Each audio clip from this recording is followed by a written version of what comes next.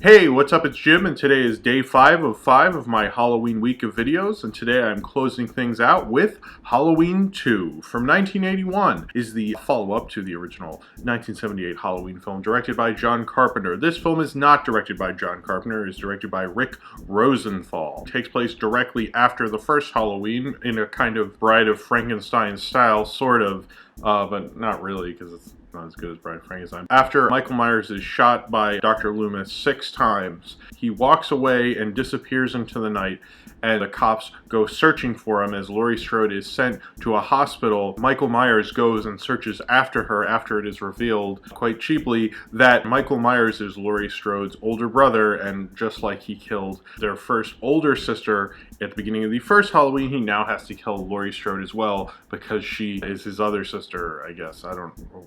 That makes sense somehow. He's trying to kill Laurie Strode in the night of Halloween that is still going on from 1978. This film is pretty reviled by a lot of critics and has a pretty bad reputation, and I think most of that is because the first Halloween is a very rare horror film in that it actually has a really great reputation with critics and got amazing reviews, and it actually helped it at the box office and helped it become such a huge hit. Then, in the years preceding the first Halloween, you had tons and tons of Halloween ripoffs. You had Friday the 13th, you had My Bloody Valentine, you had so many slasher films, they were just coming out the wazoo, and critics got really sick of them. In fact, even though critics were incredibly supportive of the first Halloween, they were not supportive of every other slasher film that wasn't the first Halloween. They hated it.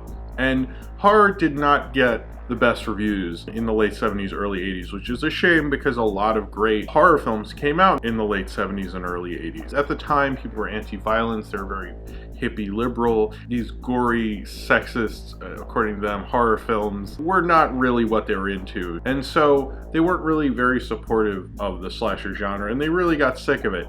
And so when Halloween 2 came out and wasn't really as good as the first Halloween, they weren't really as nice to it. Now, this film obviously could never have been the first Halloween. That's an impossible thing. I think it's a hard thing to follow up a film as great of a horror film as Halloween with Halloween 2. It's just kind of impossible. In fact, John Carpenter didn't really want to do it.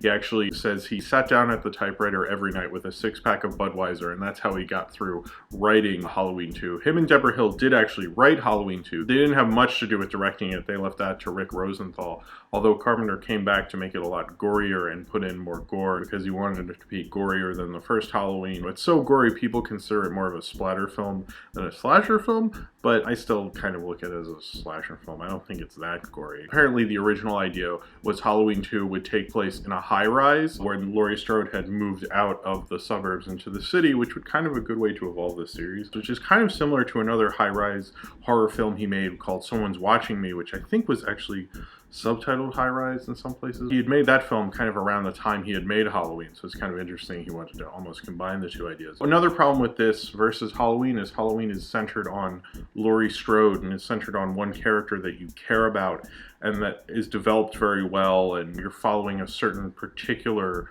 person. In Halloween 2, you're kind of all over the place. I mean, Laurie Strode is knocked out for a lot of the movie. Apparently she's only in like 25 minutes of the film. Loomis is in one place, and Loomis was already a side thing, and Loomis's part I don't have as much of a problem with. You can kind of follow that. But then you have the people in the hospital. Some of them are developed, but then they're killed off a little too early for my taste, frankly. The orderly you kind of are following, but then he disappears towards the end. And so like no one who's new who's introduced, you never really get a connection with as a viewer. So it feels like a lot emptier and not as an intense of an experience. Because in Halloween, you have a connection with those characters. So I think it represents a lot more. She was a viewer because I always side with Laurie Strode. I can follow her. There's someone to follow as an audience member. There's someone to care about. Especially in the first Halloween, no one wrote better characters in a slasher film than Halloween. All the other times they feel a lot more disposable. In Halloween they feel like real people. You have a real connection with them. They really wrote really good dialogue and put really good character development into it. But then you watch Halloween 2 and that's sort of there in a couple scenes, but the way they kill them off so quickly kind of works against what they're almost trying to build in certain places. It's funny that John Carpenter said he was always drinking while he was writing Halloween 2, because there's often times when you see a director or a screenwriter and they make something you don't like as much, and you kind of think like, what, are they drunk or on drugs or something? What's going on? And the fact that he actually was kind of makes me go, oh, okay. Him and Deborah Hill even mentioned in a documentary, she said that they kind of realized when they started shooting, like, our main character is comatose for a lot of the movie, this isn't going to work. And she's right. As a plot, it doesn't really work. It's a total mess of a story because you're not really following a real arc. You know, Loomis kind of, but that doesn't really work. And then when the plot revelation about Michael Myers being Laurie Strode's sister comes up, it feels like something out of a cheap soap opera. Oh, there was an extra file and the court sealed it, and the governor, he was like, now we should open it. And so it's kind of an important plot point, but yeah, they're related. One of the things I really appreciated about the first Halloween is there's a randomness, nihilism to the whole piece of it. This thing can come at you and you don't understand why it's coming after you. You don't understand what you can do to stop it, or why Michael Myers would go after these people. I mean, he was called The Shape, and I think that's a better name for him than Michael Myers, because it's just that random, spooky, devil, terror, demon feeling you get from him is totally gone in Halloween 2. Like in most horror sequels, they want to explain everything. They want to explain what the deal was with Michael Myers and why he was doing this. I hate that, and I don't think it makes for actual scares. It's just like, I don't want to be informed, I want to be scared. It feels like I'm watching a cartoon and they have a parody of a horror movie on, and that's the scene I'm watching when they reveal Michael Myers is related to Laurie Strode. What's interesting though about that is every time I brought that up and how much I dislike that, everyone always goes, isn't that in the first Halloween?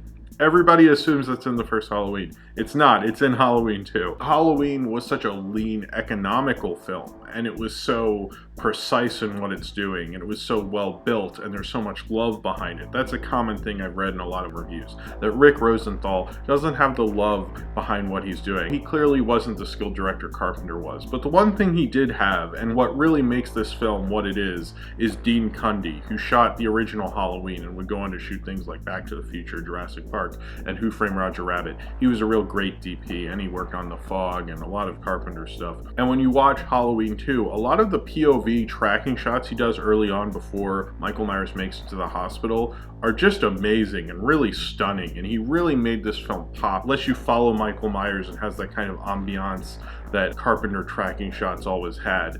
And Dean Cundey was really responsible for a lot of those tracking shots, especially early on, and especially that amazing shot in the beginning of Halloween, and he really tries to replicate it. Nothing in this is nearly as good as any of those tracking shots, but they're still very gorgeous and very beautiful, and done by one of the top cinematographers at the time. And he shows like the kind of craftsmanship that Carpenter had working behind him at the time, and that this was kind of like a Carpenter production. He produced the film, and it very much feels like a film he produced, using his crew of people and using Dean Cundey, who was his main DP at the time. It did make more than any other horror film that came out that year, which shows that people were still interested in these kind of films and this franchise. I've always felt it's the best Halloween sequel. It's kind of a mess. I mean, it's not a great film. Where Michael Myers apparently broke into the elementary school and wrote something. Like, so this guy didn't talk or read or do anything for years and years, and suddenly he can reference some obscure historical demon. There's certain things like that where you're just like, well, that doesn't really like connect to anything, but okay. I mean, they just tried to get it to work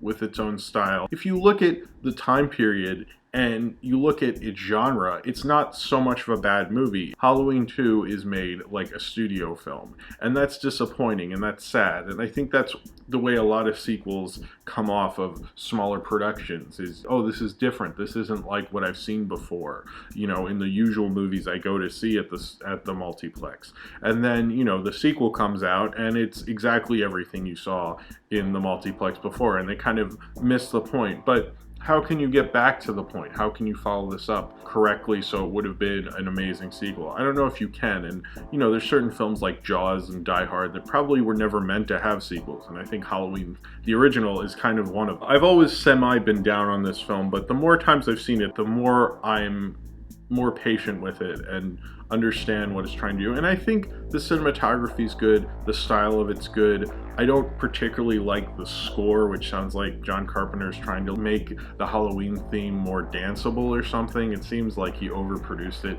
I still kind of like it. I like almost all of his scores from this period, but it's kind of an odd version of the Halloween score. I kind of like it, but I also kind of don't. It's a decent sequel. It's an okay movie. If you watch a ton of slasher films, I don't think you'll be too disappointed by Halloween 2.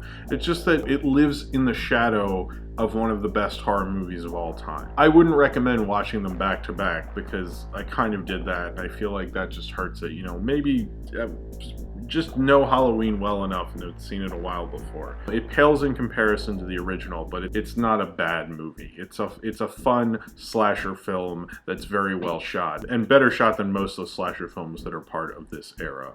So if you have seen Halloween 2 and you would like to talk about it, then comment below in the comments and subscribe if you would like to.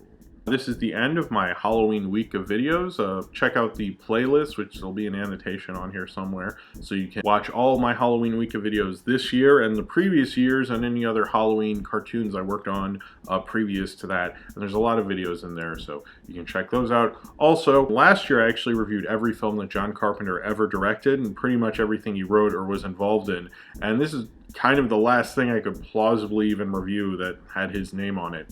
So kind of just wanted to do another Halloween on Halloween, since I've done Halloween the original and Halloween 3 already on Halloween. But check out those John Carpenter reviews if you haven't already. Thank you all for watching. I really appreciate everyone who watches all these videos, especially if you've watched the entire Halloween week of videos. I very much appreciate it. Thank you for watching, and I hope you have a happy and safe Halloween.